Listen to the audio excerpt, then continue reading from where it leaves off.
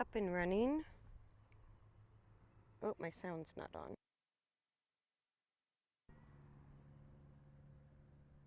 Oh, there we go. I hope the sound is on. I checked it before. So what we're going to look at with Rafalko today is the warm-up part of the ride. And because of his lameness issues with navicular and ring bone, we really have not been able to do a lot of trot or canter work because after a session or two, he'll come up lame, he'll come up sore. So all of Rafalko's rehab work has really mostly been done at the walk on a loose rein. I've had to be really creative because also if I take too much of a rein contact, or if I try to take a consistent length of rein, he just drops his pole, over curls his neck, which then drops his back, disengages his hindquarter, and it's a big hot mess. So his neck shortening instead of upward, like we expect with a horse that's anxious and dropping their back, what Rafalko did was over curl the neck forward when he shortened the neck muscles because he was dropping the back and disengaging the hindquarters. So if I would use the reins at all with him, that seemed to really trigger the old dysfunctional habit that made him lame in the first place. So all of his rehab work has really been on a loose rein in a snaffle bit, mostly at the walk. But the good news is if we're recovering horses from physical lameness issues, and I meant to go to the right first, that's actually, he warms up a little better if I work him to the right first and then the left second. And lately, if he shows any lameness, it's been on the left front, even though the pathology related to the navicular is on the right front. He was never bilateral with the navicular. It didn't develop on the left front, but he does have a little ring bone, worse on the right front, but also on the left front.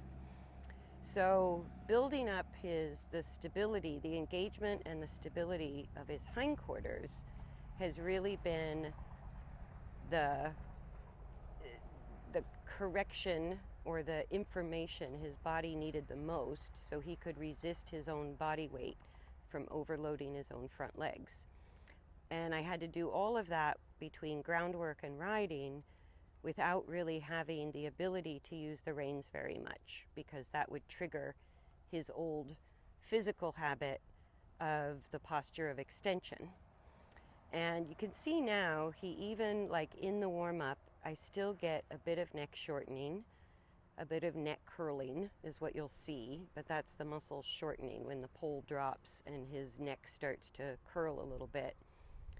That's also when his back is pushing down or he got a little unstable on the hindquarters.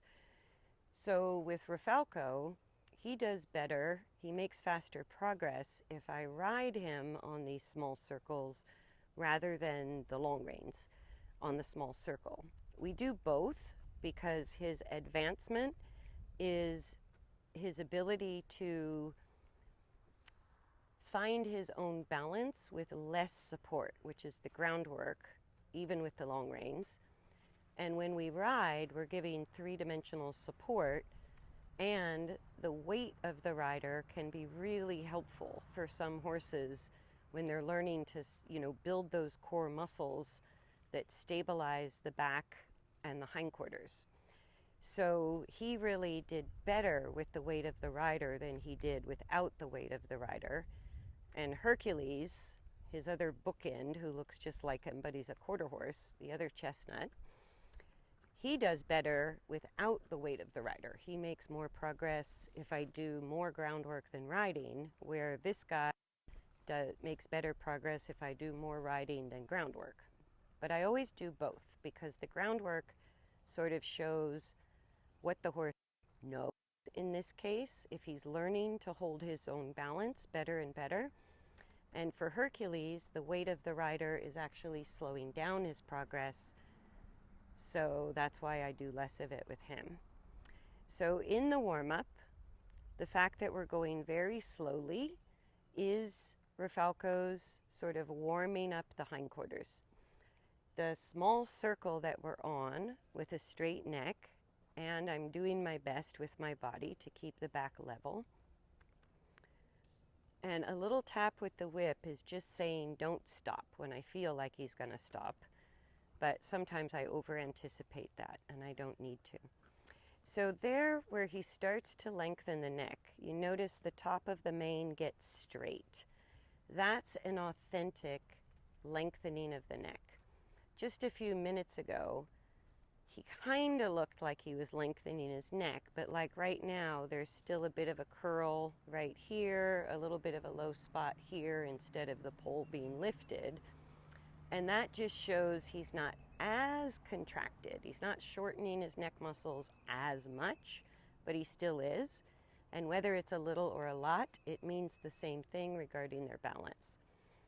So we're just going to stay on a circle to the right as our warm-up. I forgot to check my watch to see when I started, but I think I'll assume I'm 5 minutes into it.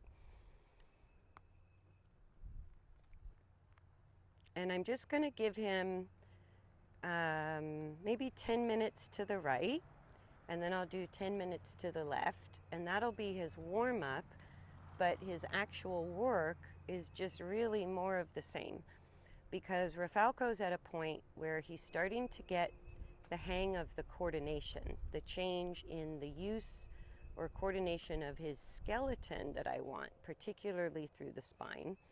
But you can see in his body development, he has to build those core muscles first, and then we'll start to see more and more muscle development kind of in the outer layers of muscle that are more like visually how we see a horse well developed.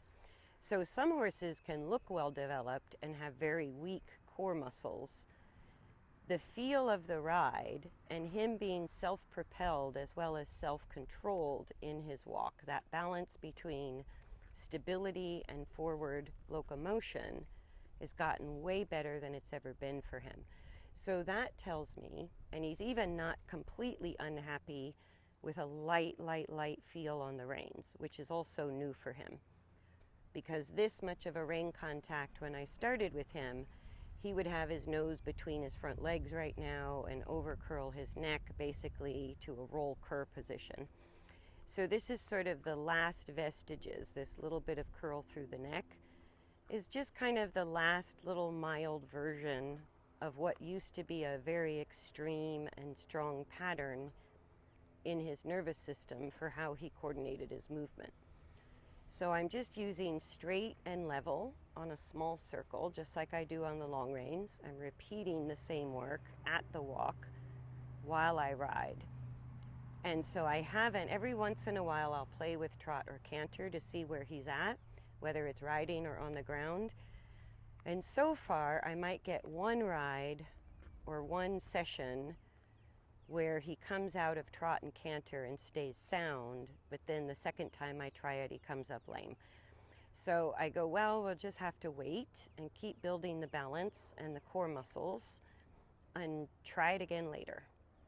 And so he's kind of getting to the point where I may try some trot and canter again a little bit and see if his body can handle it without going lame.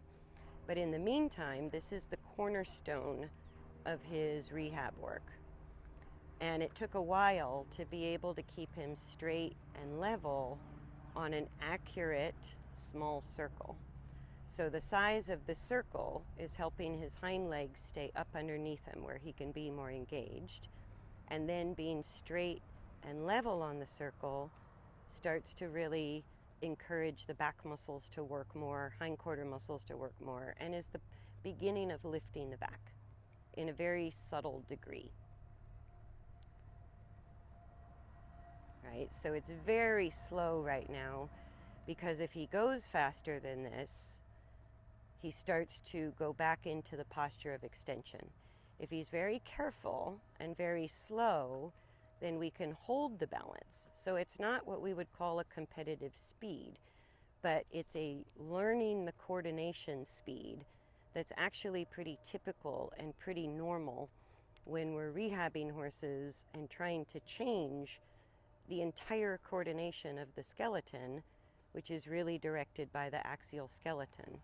And that's going to affect every muscle, tendon, ligament, joint, everything throughout the whole body. So it's a big deal.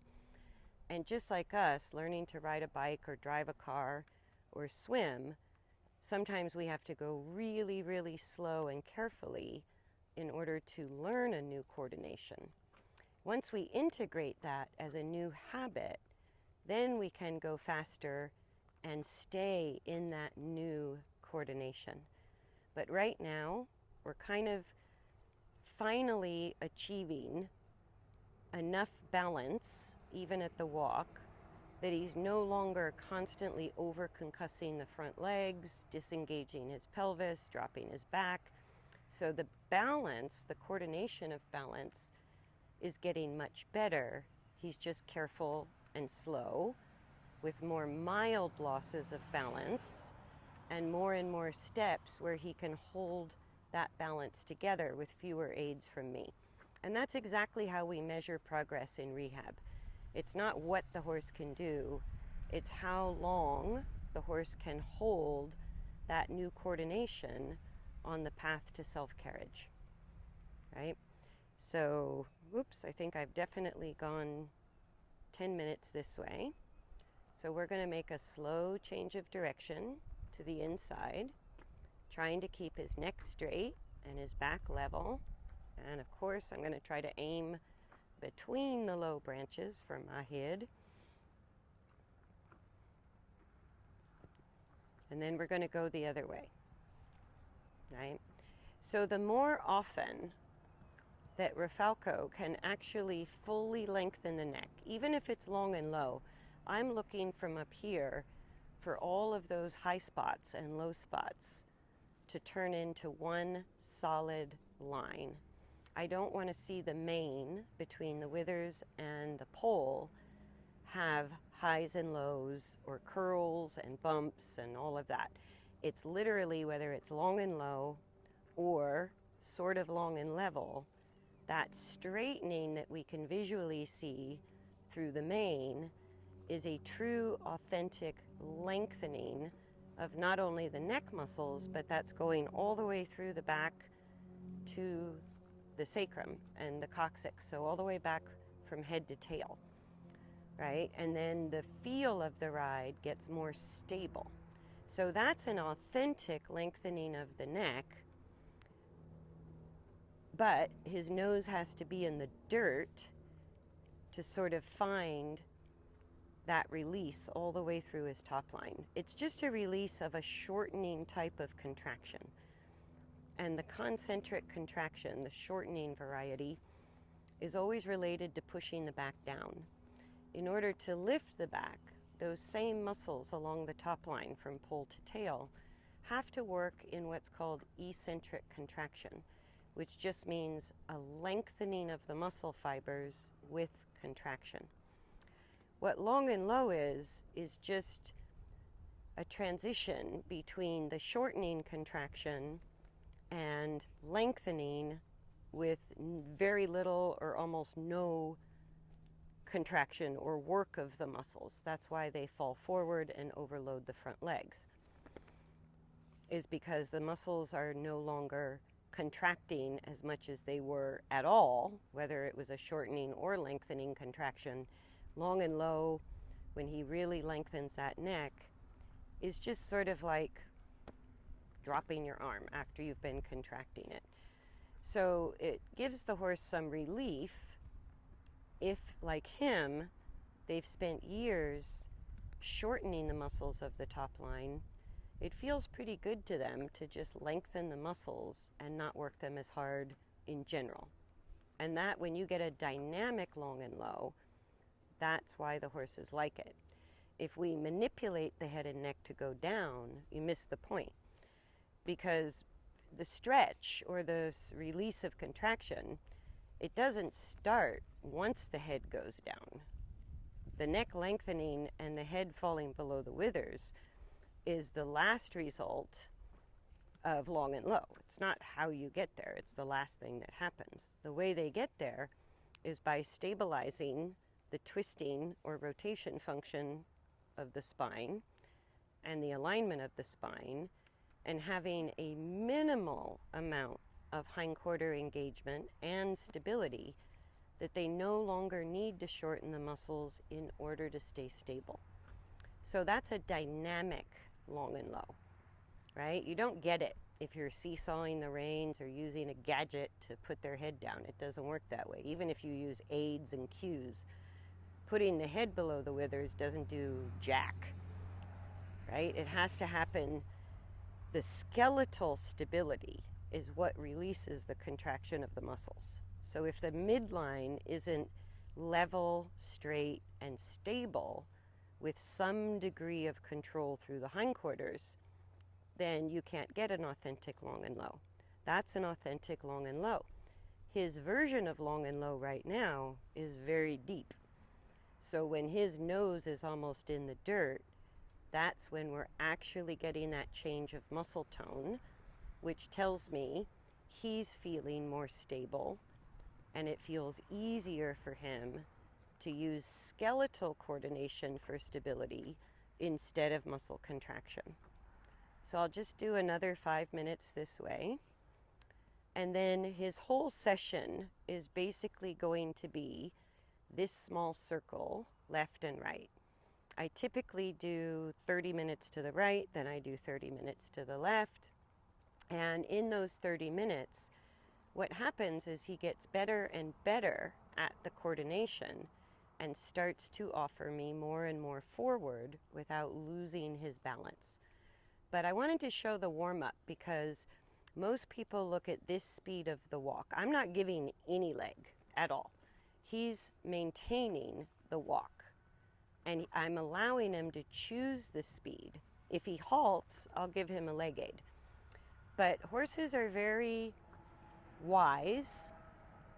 Once they start to feel good mechanical use of their body, it's self-rewarding. It feels good. It's easier. It's more efficient. It's less painful, less stress. So he's going to choose a speed at which he can hold his balance. And right now, at this remedial speed, he's really staying engaged as well as he can right now. He's staying level as well as he can right now, and straight, again, as well as he can right now. So my aids have become lighter and fewer. That means he's starting to figure out how to hold self-carriage in this new coordination. But this is the speed at which he can maintain that improvement in balance and coordination that feels good to him and what I want too, to build his body in the right direction. Right? So it's not much to look at. It's also not as easy to ride as you might think just from watching. There's a lot going on between our two bodies, and if I do my job correctly, you shouldn't see what I'm doing. It should look like I'm doing very little, if anything. But just to maintain my own stability on a horse that's gaining and losing his balance takes a lot of core strength and control in the rider's body. So it's not easy, and it's working inner muscles for him and for me to build up this new coordination and gain stability to the point that he's habituated enough that then we can go do something more complicated or go do something faster.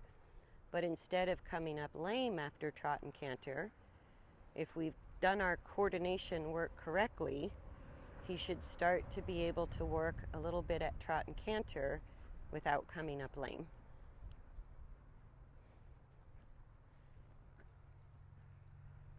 So I'll just do a tiny bit more. And like I said, this is basically what our warm-up looks like. The fact that he can walk this slow is actually a huge advancement. He couldn't walk anywhere slow because the way he was trained was with the theory that more speed creates lift of the back and more engagement. And it doesn't. So it just made him unstable, disengaged, caused him to drop his back, and resulted in navicular and ring bone. So it's been quite difficult for him. He's kind of one of those warm bloods that's very hypermobile. And when he lost his core strength, he basically could not control his body and just kept going faster and faster, seeking stability, because he didn't have any internal stability through his core muscles. Right? So rebuilding that core muscle strength, it's a little bit like Pilates. Like, one of the hardest things you can do is the plank, where you're not moving at all. It's that kind of feeling. And to move this slow and purposeful in balance in a new coordination is way more work than it appears to be. So when we do this for an hour, we're both pretty tired. Even though it doesn't look like much to sit there and watch it on a YouTube video, it's quite a lot of work. And I hope I wasn't too close to the camera, but it was cooler this morning and I put on a jumper and then it got warm, and so I want to stay in the shade. There. That's a more authentic. You can see the mane straightens out. That's exactly what I'm looking for. And that curling, shortening of the neck muscles, doesn't really completely stop unless his nose is almost on the ground.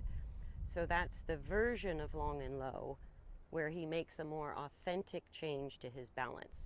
This version of long and low, he's not necessarily as well balanced as when his nose is on the ground, because he's not fully releasing those top line muscles. He's still holding through his neck a little bit.